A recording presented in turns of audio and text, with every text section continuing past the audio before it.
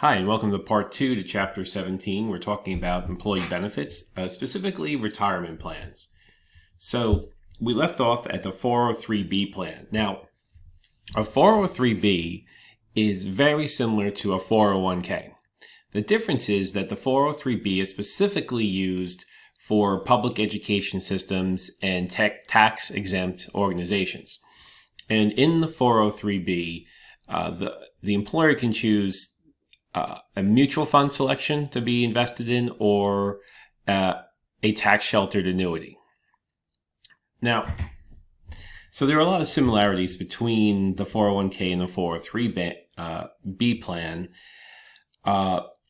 It's just how they're designed to go to different groups. Now, one difference I know with the New York State 403B plan through educational systems is that when you make contributions, your federal taxes are reduced, but not your state taxes.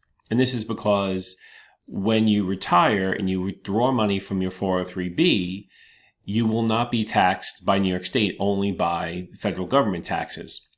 So that's one important distinction between 403B and 401k is that depending on your state, your contributions may not be state tax exempt, but then later when your withdrawals, they'll be state tax exempt upon the withdrawal, which is different than the 401k plan. But not for all 403Bs work like that. So if you do find yourself in a 403B plan, you want to look at how it works in your particular state. Now, just like the 401k, you can elect to take a salary reduction, which is going to reduce your federal taxable rate. And then employers can make a matching contribution just like a 401k. And the 403b can be funded by purchases with an annuity from an insurance company or investments in mutual funds, depending on how your employer wants to set it up for you. If they use an annuity, the employer has to purchase the annuity separately, and then the employer is going to manage that contract, and it's generally non-transferable, non-refundable contributions by the employer that cannot be taken away from the employee. So the 403B, like the 401k, is in the employee's name, and regardless if the company goes bankrupt or the company's underfunded, it's not going to affect the 403B, much like the 401k, because it goes directly in the employee's name. As far as the maximum annual dollar limit contributions, we'll discuss those in the next slide. So for all intents and purposes, the only difference I see between the 401k and the 403b is the state tax effect. And that sort of makes the 403b on the state side a little bit more like a Roth 403b, but only for state tax dollars. Okay, so now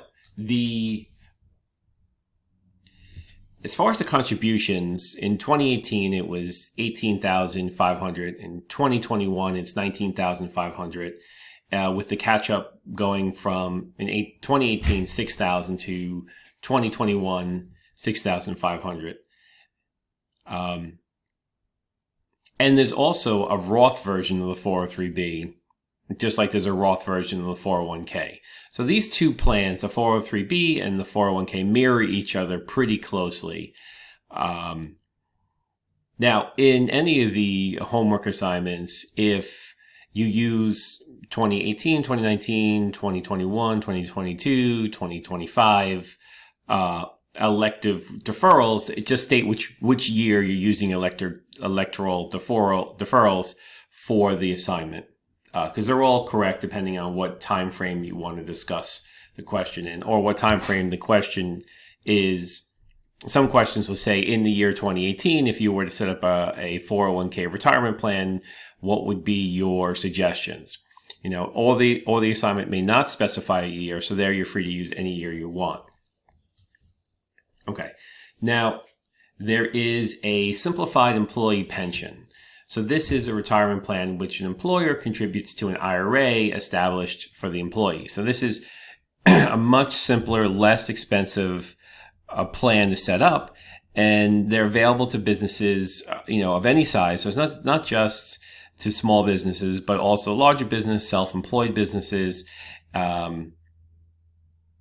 and this type of plan is popular mostly with small employers because it's easy to set up and operate. There's low costs, and it requires less paperwork.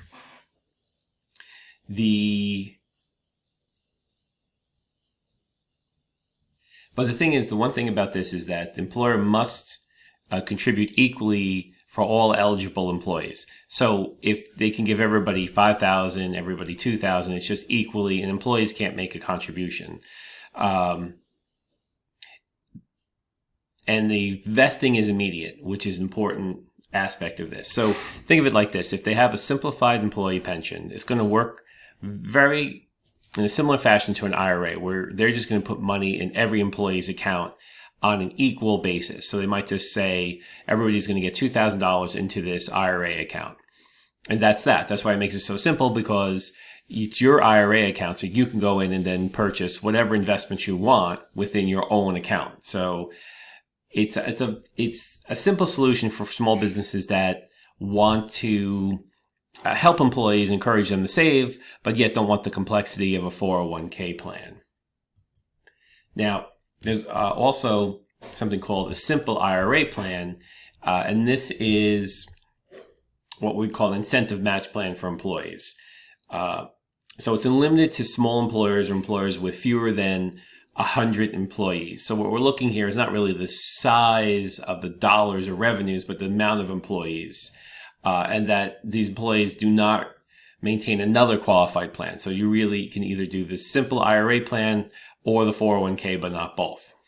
So because the smaller employers are exempt from, certain regulations and non-discrimination and administration rules that apply to larger qualified plans, it makes it a little bit easier to run the simple IRA. So if employees eligible, they can elect to contribute up to 100% of their compensation to a max of $12,500 into the simple IRA. And employees can also contribute through a matching option or a non-elective contribution option. So the real drawback of the simple IRA plan is that, with the 401k, an employee can put more money into a 401k or a 403b. There's less money that can be put into the simple IRA. So it's more cost effective for a small employer, easier to set up, and definitely something that small employers should think about. Now, so you basically want to have a minimum, like all employees that have earned at least $5,000 from working there can expect to earn at least $5,000 during the current year. If they participate in the simple IRA plan, and it can be to a maximum of $12,500 altogether. So it's interesting sort of plan. So you could have employers can make matching contributions like a 401k. So they can do a percentage of the employee's compensation, or they can do what I said before, this non-elective contribution, which employer has to contribute 2% of compensation for each eligible employee who has earned at least $5,000. So to participate in a plan as an employee, you have to make at least $5,000, and you can put that full 100% of the $5,000 you earn into the simple IRA, which means you really have no take-home check. And then in the non-elective contribution, the 2% compensation will be added to the account. So it's not really that popular, but if it's for a small employer that just wants to get something off the ground very quickly, very easily, this is something that they can do also in addition to 401ks or 403bs. But, in today's world, the management companies of 401ks have made it so easy and so cost effective that small businesses it's really not that much extra work to set up a 401k over a simple IRA because of all the tools and and support these companies, give businesses who want to set up a 401k with them or through them. Now, one additional plan here is a profit sharing plan. So a profit sharing plan is just what it sounds like. The company is going to figure out a way to share the profits with employees and can make contributions to employee accounts. So one nice thing is there's no requirement that the employer must actually earn a profit to contribute to the plan. So even though the year they may not be profitable, they could still contribute to the profit sharing plan. And, the funds will be distributed to the employees at retirement, or separation of employment. So with the profit sharing plans, there's a couple of things that I want to mention here. Employers, have a limit of 25% of compensation paid. So they can't go more. So if you make $100,000, they can go up to $25,000 in profit sharing. And as far as 2018, they determined the deduction limit, annual compensation to any one employee can be considered limited up to $275,000. And of course, there's a 10% penalty for early withdrawal, just like a 401k or 403b. So this is just, it's not, they can kind of create a 401k-like program with profit sharing, but as an employee, you can't contribute to it from your salary. It's just given through the employer. So so an employer, if they establish the profit sharing plan, there could be reasons for this. They want to encourage employees to feel like they're part of the success of the company. So hopefully employees will put in a stronger effort knowing that their efforts will be returned as part of the profit sharing. There's also more flexibility as far as what the employer can make contributions to. So in good years, they can make more contributions. In weaker years, they can cut back on the contributions. So it's more flexible from the profitability side of the company. So they can adjust the amount of profit sharing each year depending on how profitable the company is. And this could be attractive for newer companies that aren't sure where the profitability is going. And this can be, this amount of profit sharing depends on the company. Usually top management of the board are going to decide on the formula for, how the profits are shared at different levels of the company. So they are free to come up with how they want to do this. And, managers may get a different compensation percentage than non-managers, for example. So employees, in the profit sharing plan, there is limited to $55,000 or less, or 25% of the total compensation paid. So, if you make $200,000, they can contribute $50,000. If you make $100,000, they contribute $25,000, but they can't contribute more than $55,000. And the top limit of 2018 is $275,000 as far as your salary to be considered for that 25% contribution amount. So that's a nice thing. Some companies that have that. Okay, and I believe companies can have a profit sharing plan and a 401k. Okay, so savers credit. This is, so if you're more on the lower income scale or just starting out and you're not making as much, to encourage people who work to save for retirement, they created this tax credit called the savers credit. And, unlike a tax deduction that reduces the amount of, taxable income, tax credits reduce the amount of tax owed on a dollar-to-dollar basis for, a maximum limit. So, the tax credit is a percentage of your contribution to, it can be a contribution to a 403b, or an IRA, a 401k, a simple IRA. So depending on your adjusted gross income, so the adjusted gross income is a tax thing that looks at your income adjusted for of certain deductions. The credit is 50%, 20%, or 10% to your IRA retirement contributions up to $2,000 annually.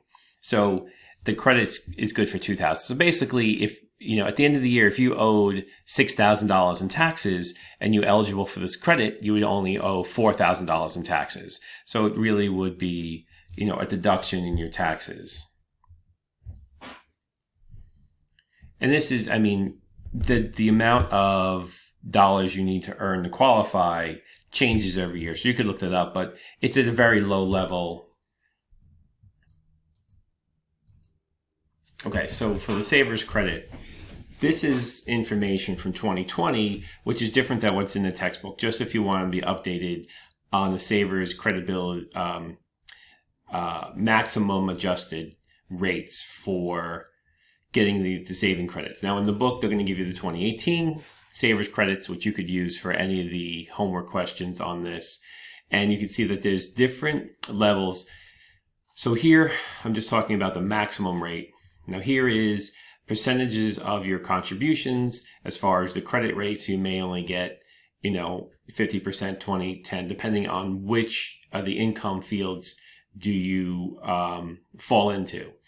So the less that you make, the bigger the percentage of, the credit you can receive. Okay, so let's talk about a funding agency. So this is going to be a financial institution that's going to provide for the accumulation or administration of funds that will be paid by pension benefits. So this is like someone in between the company and you that's going to facilitate the administration and the payout of the pension benefits. So there's going to be a trust agreement or insurance contract that's going to state the terms at which the funding agency is going to accumulate, administer, and disperse the pension funds. And this is typically different than your company. So this is a third party that can intervene to sort of help manage and stabilize the pension payouts.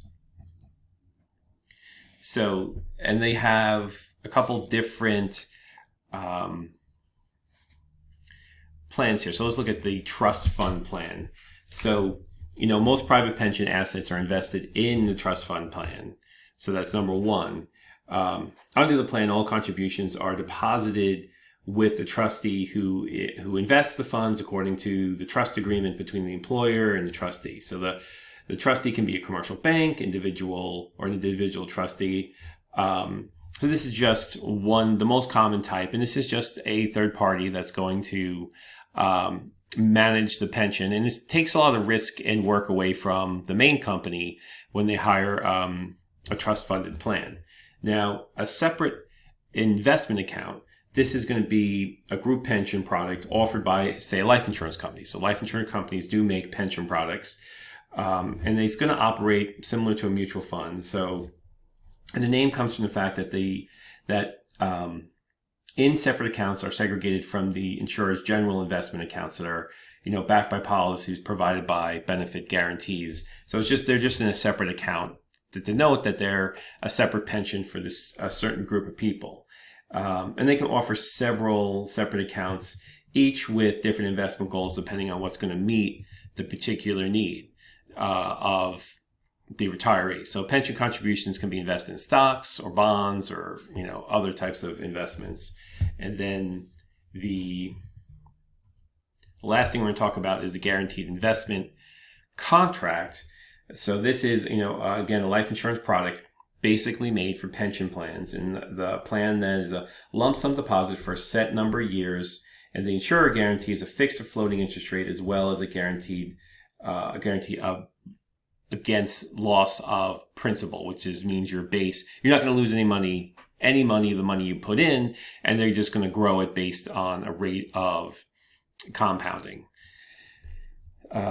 So these general investment contracts are sold by, in very large denominations and have maturity dates for 20 years or so, and to fund these defined benefit retirement plans, sometimes to fund fixed income options and defined contribution plans as 401ks. But, this is just a way of funding.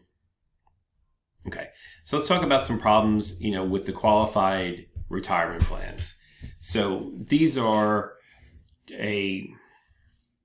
just some, common problems you should be aware of. One is going to be a lack of diversity in the retirement plans. So the the retirement benefits, as far as, what you're able to use, is going to be limited by what the employer wants to offer. And generally they only offer one. So that's why there's a limit in the diversity. Now, how can I say? So in the best possible world, a retiree would have, personal savings. They'd have a qualified retirement plan. They'd have Social Security. So those help to build a total retirement profile.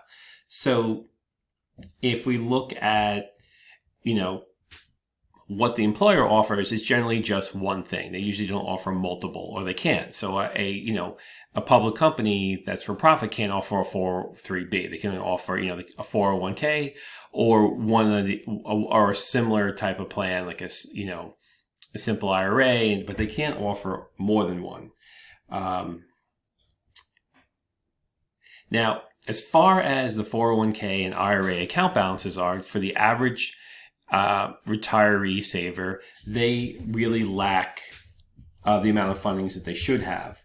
So, since the majority of people are going to decide for themselves how much they want to contribute to these plans, they usually underfund them, and they're not sufficient for most people to retire on.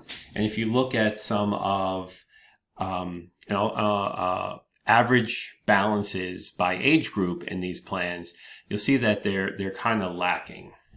And I'll bring up a visual on that later. And it's because it's left up to the individual employee to decide how much they want to contribute, that they wind up generally underfunding against people, really, especially in the early part of their working life, in their 20s and 30s. They don't really see as retirement something they should worry about now, and they don't really fund their accounts properly. Okay. Incomplete coverage of the labor force. So only 65% of the private employees had access to retirement plans, and only 48% participated in plans. So we have less than half the country participating in these retirement vehicles. So the eligible workers who are eligible for these benefits, not all Americans get these benefits, and because they're not a requirement for employers to offer. And of the employees who do get these benefits, many of them choose not to fund or not to take advantage of the benefits because they don't want to have a reduction in their salary. Okay. Let's see what's next here. Okay. Incomplete coverage of the labor force. Lower benefits to women. So some studies have shown that women are more likely to receive lower retirement benefits than men.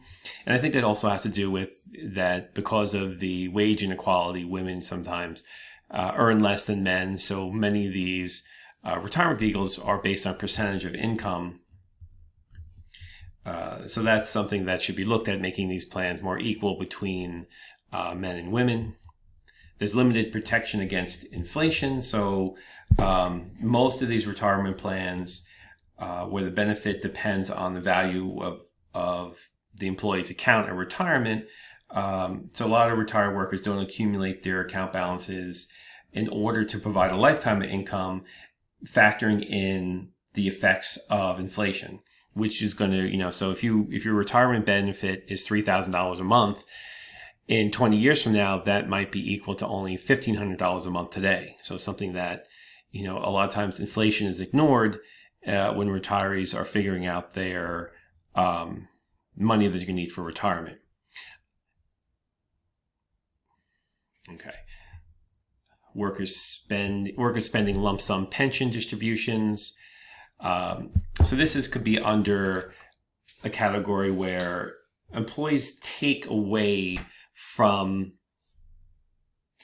their 401k, 403b plans, IRA plans. So it's kind of like a leakage.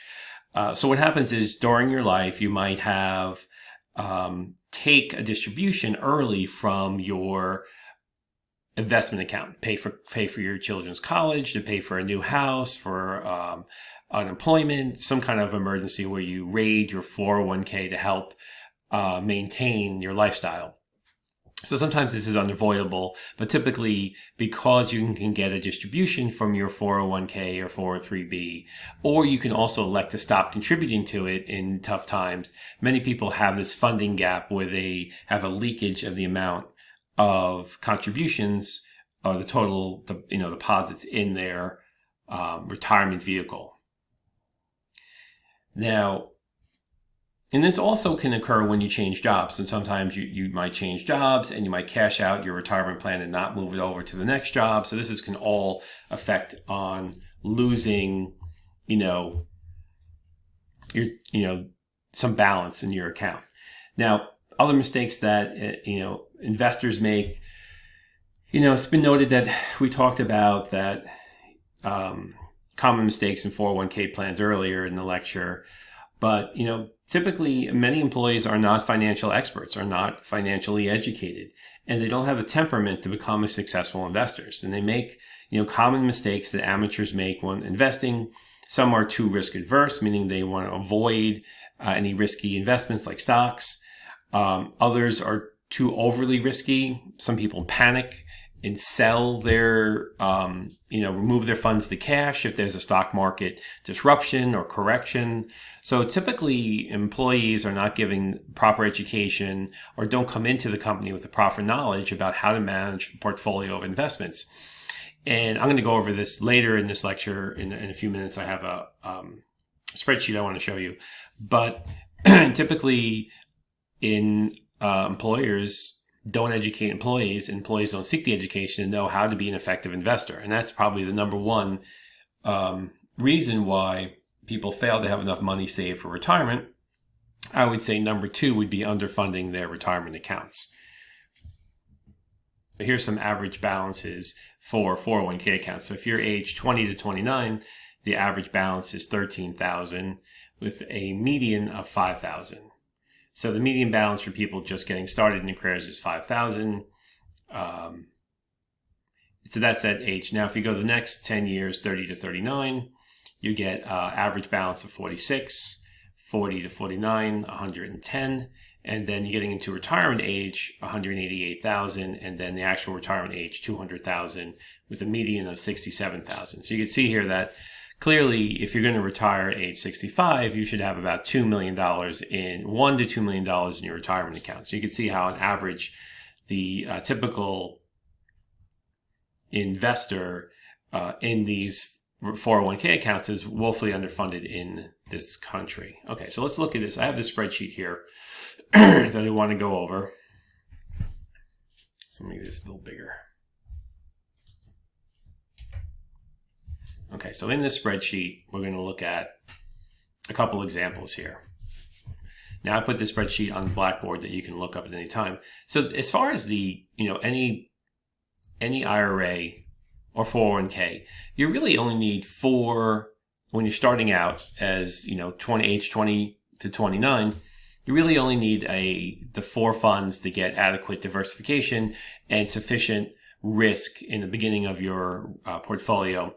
S&P 500 index, the NASDAQ index, international stock ETF, and a growth ETF. So these 4 funds, if you're going to put these percentages together, would be sort of what many 401ks or 403bs might offer 4 funds similar to this. They'll probably offer 20 or 30 funds, but you don't need to have all 20 or 30 funds. You need to pick just 4 funds and make a good diversification between domestic, international, growth, and value stocks to be adequately diversified. So this is just an example suggestion of how a 401k account could be set up or what can be invested in. You don't want to put all your money in just the S&P 500 because you want to have some international exposure, some exposure to smaller growth companies, some exposure to technology companies, to get the maximum, hopefully maximum return. So I put together a schedule here that looked at a couple things. Your starting salary at $50,000, so that's sort of the low end for a business student. And then what if the company made a 4% match of your salary? So in this first, we look at the years to retirement. So if you start working at 22 and you work to 72, which is going to be the new retirement age by the time your life expectancy will probably be 100. So you'll probably retire at 72. So you could have 50 years of a working life. So I did two prospects here. 50 years, a 10% return on equities, which is an average return on equities for the past 100 years. Your monthly savings. So this monthly savings is, what I should do here is I should look at the new, I'm going to adjust this. So the new maximum is 19,500 divided by 12 months gives you, this is the new maximum monthly savings rate. And now the company match, they'll give you 4% of your salary. So if we take the salary of 50,000 times it by 4% divided by 12, we get a monthly contribution. So this is without company match, and this is with company match for 50 years of retirement. So your paycheck will go down by, let me just see if it's 1,500. Yeah.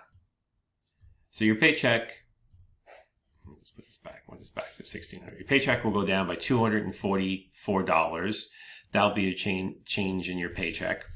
Now the amount of your paycheck, the total amount of your paycheck will be $625 a week at a $50,000 salary. So this is your salary divided by 52, but times 65% because of state, local, and Social Security taxes. You'll probably receive 65% of your pay. So this is what your paycheck will be on a weekly basis, and this is how much, over a third of it, you can be using to save for retirement. So that's a great deal. This is the maximum that you should do every year. So now, I calculated this using a time value of money formula. So I use a time value of money formula here to calculate the rate, and I just did a double check here to make sure it worked out.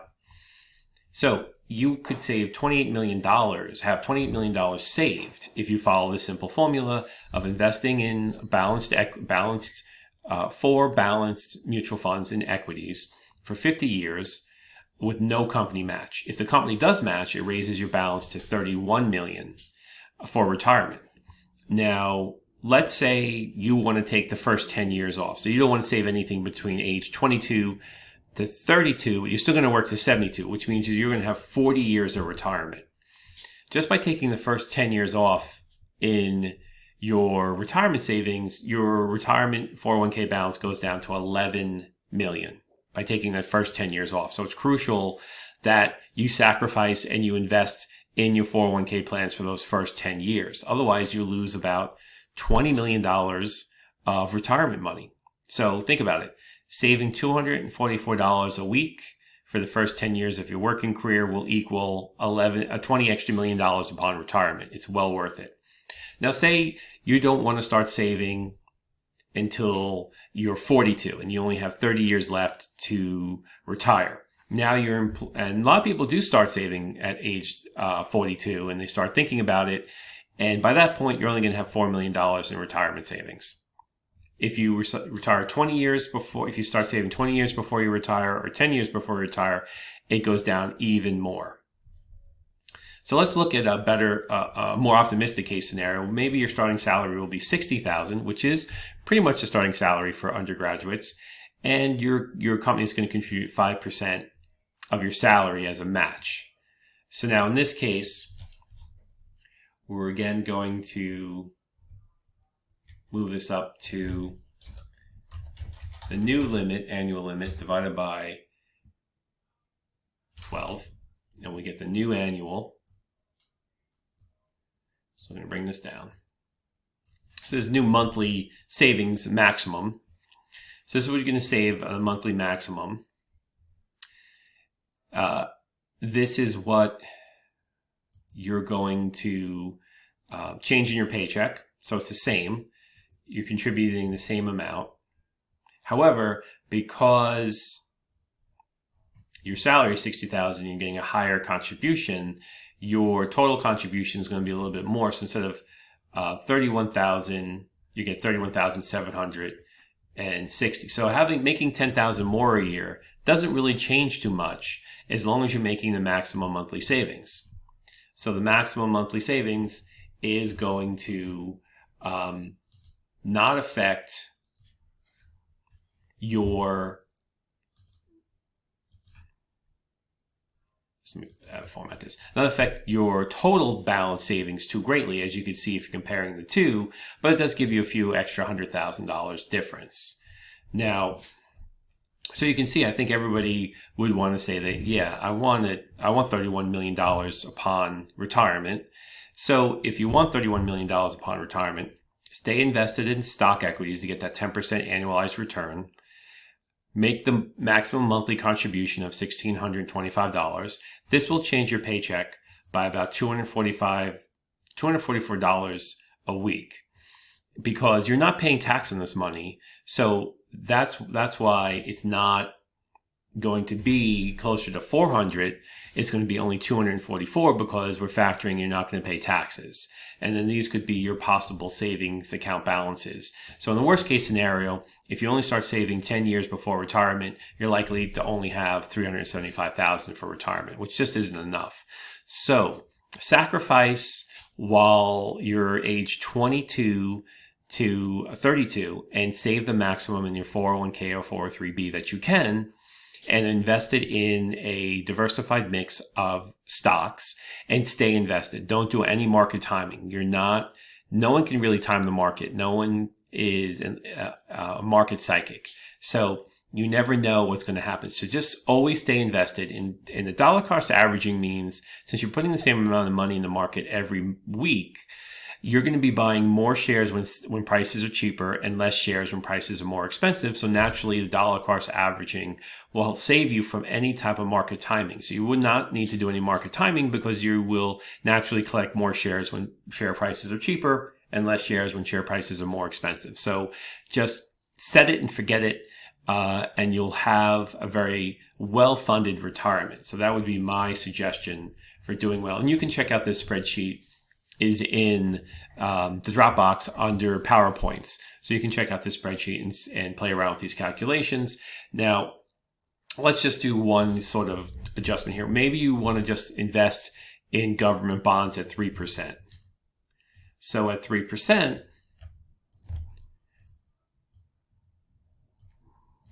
what we get is,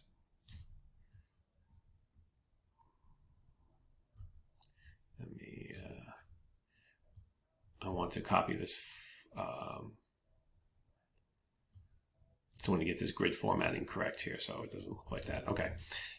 So now if you only do, say, the safest government treasuries, when you retire, you're only going to have a maximum of 2.5 million upon retirement. And if you do a combination of stocks and bonds at 5%, you're only going to have 4 million. So that's why you want that 10% equity return. It returns the best. And there's a possibility that maybe equities will return 12% in your lifetime. And if it gets up to a 12% return, now you have $69 million of retirement savings. And that's, for certain chunks of people's working lives, the average return in the market has been 12%. But 10% I think is a little bit more conservative. So either way you look at it, you want to be invested in stocks. Okay, so that's the lecture for part 2 of chapter 17. I will talk to you again when we cover chapter 18. Thank you and take care.